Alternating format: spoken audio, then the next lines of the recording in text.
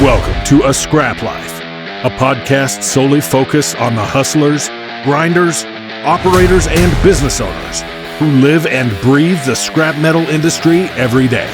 Here is your host, Brett Eckhart. All right, here we go, man. All right. Another Scrap Life episode here Yep. at ISRI 2024.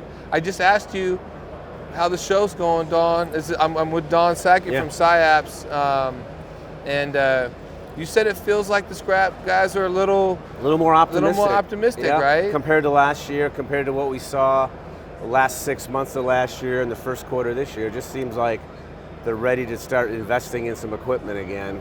And that's kind of, I'm always curious, like somebody else's point of view, because like when I look at it just from an operator and I'm like, you know, material flow, or like looking at it like from that angle, I look at it differently. But like from an equipment manufacturer, whether you're making mobile shears or you're, in your case, producing analyzer guns, right? I mean, it's an interesting, it's an interesting take. That's why I'm curious. I mean, our take, so I know a lot about analyzing metal, but I don't, on the trading side that you guys do every day, I don't know much at all. But, you know, the money in those analyzers is from upgrading the material, right? Yeah. Mostly.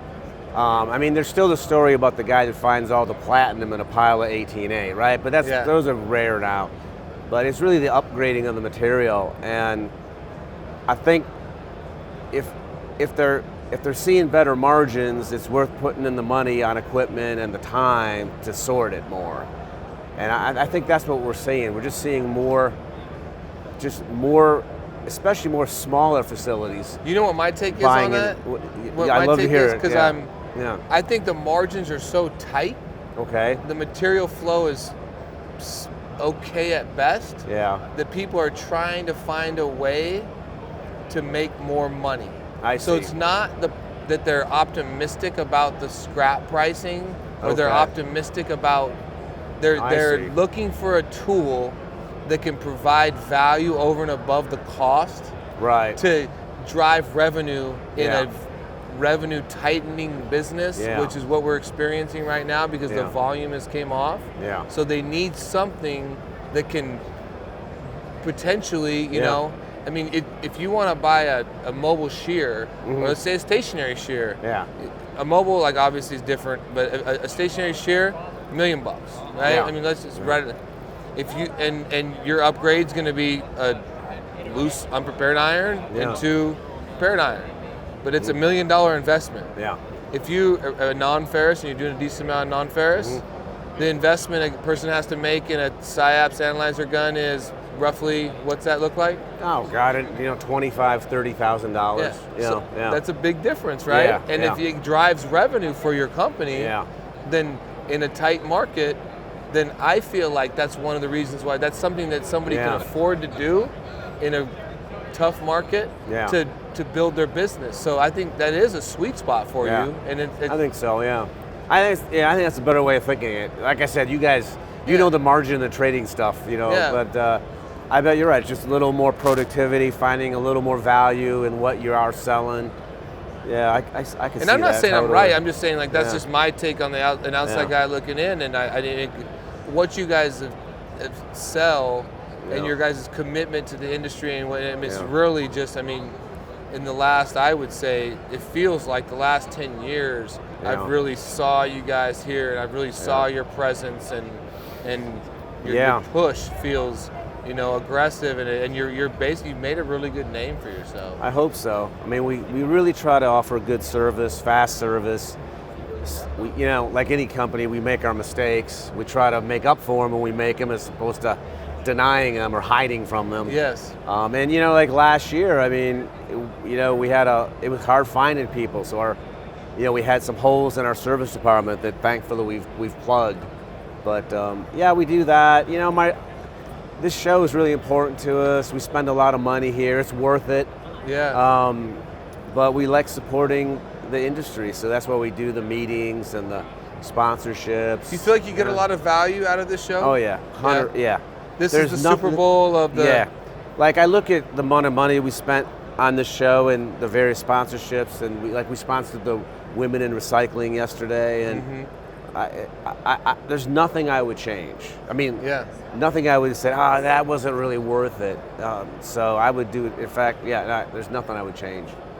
That's good, man. I mean, this show is obviously super well attended. I mean, it's been discussed that there are probably 7,000. That's what I was saying. 7,000. 70 countries or some wild number, which is awesome. I mean, it goes to show you like the breadth of our industry and what we're doing. And what we did, we brought we have a sales service and support center in China, Shanghai. So because China's our second biggest market next to the United States, and we brought our Chinese sales manager to the show. He speaks Mandarin, obviously, and I was surprised how many Chinese visitors we have, and they're buying instruments, but I've never seen this many Chinese scrap representatives at this show as this year, so I think that's probably a good sign. I think it's a good sign, and it kind of means that they're back to your point now, maybe that they're kind of coming back to the marketplace, right? And that actually is good for the domestic market. I mean, for a lot of reasons. I've always said you really need two buyers at a minimum at an auction to make your scrap valuable. That's true. So if you have a good, strong export market, I think that it's been proved out that the local market is, domestic scrap market, ferrous and non-ferrous, has stayed pretty robust through COVID compared to other countries. So if we can get, say, the Chinese market to turn back on, they're very aggressive buyers when they're in the market, and then you couple that with India and some of these other up and comers. I mean, and the traditional importers. I mean, that bodes well for the future of scrap, whether it's aluminum, nickel, any of these other high speed, high temp alloys. It's a good thing. And I see the Chinese market getting a little more sophisticated. It used to just be hand picking, hand sorting. Now they're, they used to buy the lowest end XRFs. Now they're buying the versions that'll do a little more fine sorting. So well, their cost of labor has went up, right? Yeah, that's true. You've taken it's not the cheap labor market anymore. I mean, so they kind of transitioned, and their cost of labor's gone up. So then that creates an opportunity for a country like India, some of these other countries where the cost of labor is still down. They may hand pick a little bit more, and then you kind of move. I mean, you move a really big consumer into that analyzer gun market, and all of a sudden, like that's a big growth opportunity for you guys. Do you feel that way? Oh, for sure. I mean, it's traditionally our second biggest market, but it's been slow for a while. I mean, China's going through now what we went through in 2009, overvalued property, a lot of bad loans that are kind of maybe not talked about, and I think as they work through that problem now, they kind of had, they had the COVID lockdown longer than anybody, and then they had this.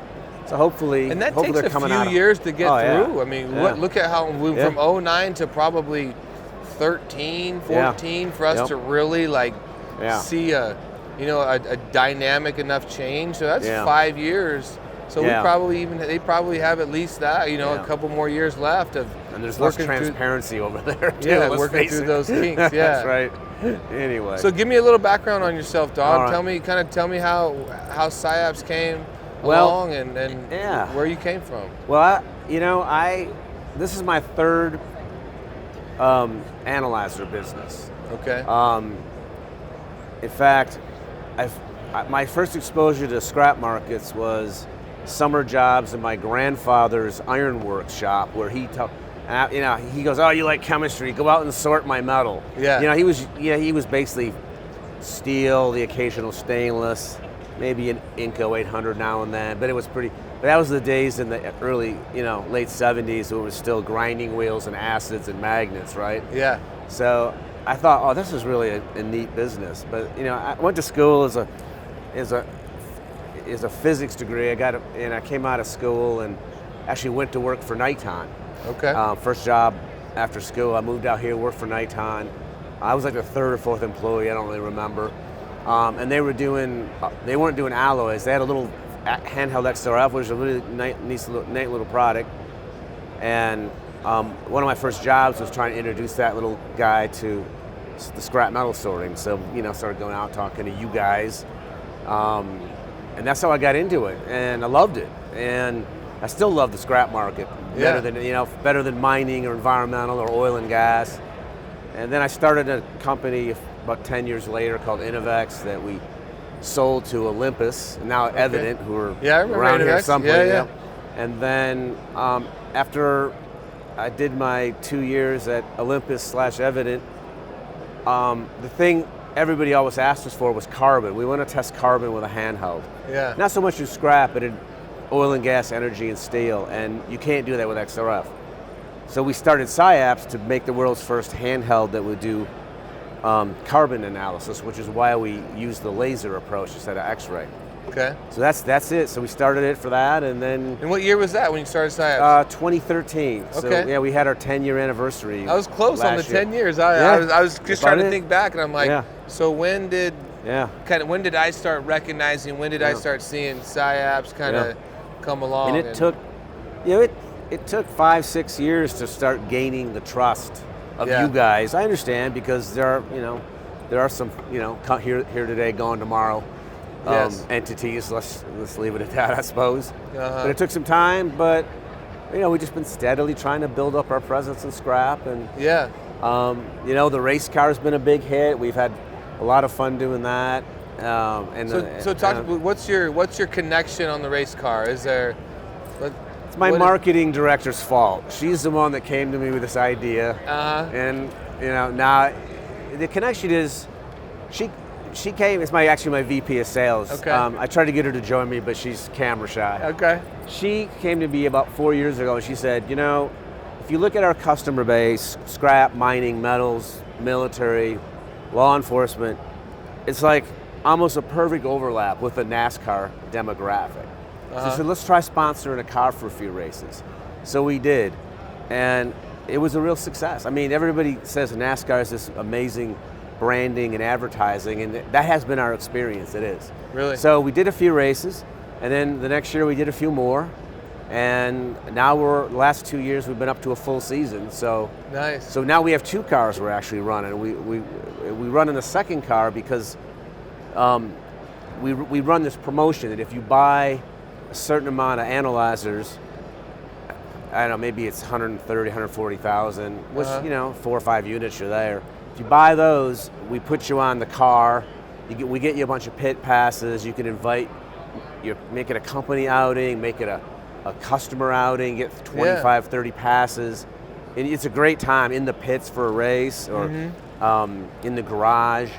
So we have that whole thing, and you got your name on the car. It's like your sponsor experience for a day. Yeah. And that got so popular, we had to run a second car this year just to take care of everybody. There's 32 races in a season, and we had about 42, 43 companies that wanted a race day. Yeah. Right? So anyway, it's really been, it's not inexpensive, right? No. But it's been. I was curious. I was curious what that connection was. I didn't know if you were really into racing, and but prior to that, if it was something that was just you had what your horse was in that race. So it's always interesting. Marketing people. It was brilliant. I couldn't spell NASCAR 4 years ago. I mean, they bring stuff to the table that you're like, oh, I didn't really think about. What? And it costs how much? Exactly. How are we going to get a return on our investment on that deal? But that's marketing, right? I think that's where people go wrong on marketing is they want to calculate a strong ROI, and I'm like, a lot of it's fucking guessing. A lot of it's not necessarily like just or a feel. And if you got a feel and you're involved in the purchase side and the sales side, and you got a feel for what that looks like and how your units are turning and like what, then you kind of can say, this is working for me, or it's not. But that's awesome. I've always been curious of like, so what is the hook? Purely it's purely the demographics, the overlap. And the thing we've been doing the last few years is we've put a car up for the silent auction. Okay. So we say to whoever's the high bidder, they get the whole car, everything. They're the primary on a race. Yeah. And then that money, whatever that cost is, it's usually about $8 to $10 grand for for them. Whatever that cost is goes to the roof or whatever the foundation. Yeah. But like you and I, we own the business, right? So if we want to try something, we just try it. Yeah, we got a little if it works, bandwidth. great. If it doesn't work, we're like, oh, that was dumb. Why did I do that? But a lot of these big companies, some business unit manager, he's afraid of getting fired, so he doesn't want to take. To your point, marketing's a feel, and you can't calculate it out, and it's a lot of just throwing darts. Yep. And seeing what sticks, and just saying, is this gonna resonate? Is this gonna be something that could bring us customers? And it's a lot of different avenues that you're trying to reach, because you might be able to reach some here, you might be able to reach some there, but marketing is as much of an art as it is a science. It's probably it's a combination of art and science, right?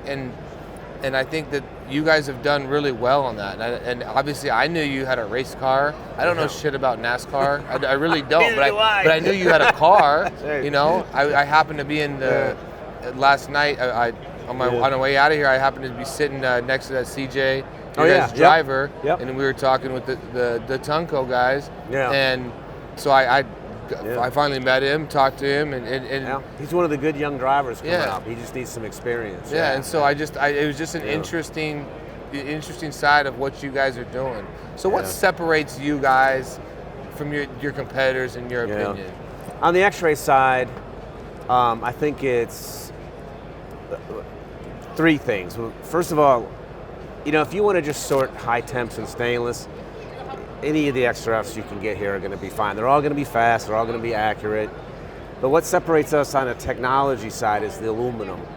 Aluminum is very hard to analyze with X-ray, but we've figured out how to do it a lot faster than anybody else, and some of those measurements. So from a performance standpoint, it's that. Yeah. Our analyzer is really small and lightweight. But I tell you, the biggest thing I think is service. I mean, I can't tell you how many people have come to our booth complaining about the service they're getting from our competitors, and we win them over. Yeah. And this goes on for years, and I'm thinking, how can these bigger companies not recognize that and fix it with all their resources? But I don't know why. Sometimes you just get too big. I think I was just talking to somebody about this here yesterday on the scrap side, and they're like, so imagine this big conglomerate, and they have 50 commercial accounts, and they all have boxes and roll-offs, and you get so big that you've got one person managing all that business, and it's not that they don't care or they don't want to care. It's just that they're at an inflection point where they just can't service it the way it needs serviced. Right. And the beautiful thing about being an up and coming and putting yourself out there and then saying, okay, like, we're gonna hang our hat on service is you can manage that customer base. Right. My question is, when you get a certain size, what do you do? And how do you continue to provide that service? That's what kind of keeps me up at night. How do you keep doing that? In the U.S. it's not so hard because people can just FedEx units to you overnight. Yeah. It's just a question of adding more technicians as service goes up. But the thing we're working on now is overseas service. Like we have a service center in China, so that's good. But it's hard rolling out service centers all over the world, right? I mean, you got to employ people. How do you employ somebody in India, right? It's not so easy, or wherever, So that is definitely scaling service in any business. Yeah.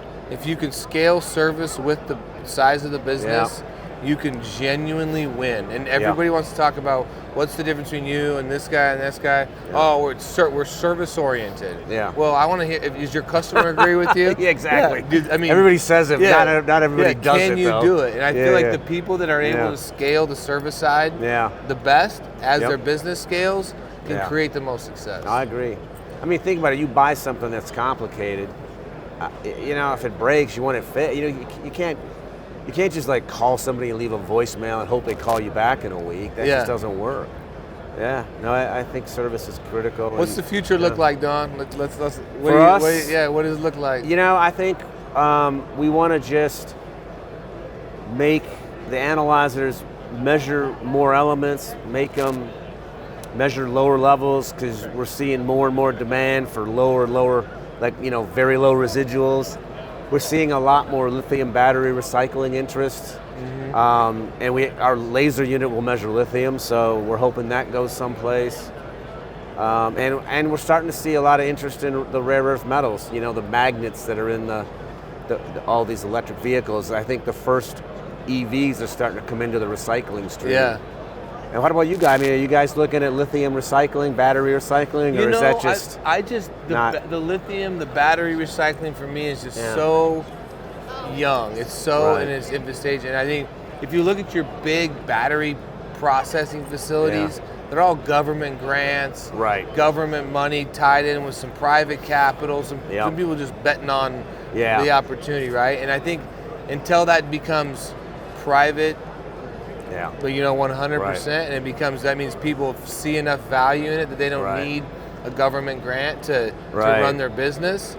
I have a hard time getting too motivated about it until I can see that the opportunity exists for the common guy. So some of the big ones are, let's face it, I know at least one that's into a Chapter 7 or Chapter 11 reorganization. Yeah. It's like you said, though, to your point, it's easy to start a business if somebody else pays for it, right? Yeah, I mean, you can do a lot of marketing. You can do a lot of shit when it's not your money, right? Oh, yeah. Like what they say, communism works until that guy runs out of money. Yep, that's right. And and that's what it feels like on some of that stuff. So, that's why I'm super curious. Well, that's what like I said, I've been seeing your stuff for a long time, and I commend what you guys are doing. Thanks. I know it's inevitable before we end up with one of your guns. So I know Nick's is. I know he's been pushing and trying to push me towards it, and I'm like, do we need it? But I think you're asking. But to my point earlier, if you're trying to create revenue in your business and you're looking for a way to do it, maybe buying $1 million shear ain't the option for you right now. Then start looking at that smaller entry level equipment, cost wise, that could create you some bottom line without the big $1 million capital commitment. And if you're in it and you're trading on ferrous, take a hard look at SciAps and the analyzer guns. Non-ferrous, ferrous we can't do much for you, but unless you're doing very low residuals. But non-ferrous is it. And we'd love to have you as customer, but I'm glad you're gonna make sure you really need it first. I hate these stories that people come back to us and they said, "Oh man, I really can't use this like I thought, and can you help me resell it?" And we try to, but it's like I'd much rather have people wait. Just wait until you're ready, and then you know it's a go, right? Yep, exactly. So, well, thank you again. If somebody wants to get a hold of you, how do they get a hold of you? Email is the best, dsackett, SACKETT at SciAps.com. Okay. Send me a quick email. Text me at 339-927-6153. All right, man. Any I love it. Day or night. If it's scrap, I'm happy to talk. You're interested. Let's go. Right. All right, thank you. I appreciate you. Thank you for taking the time, man. I really appreciate this.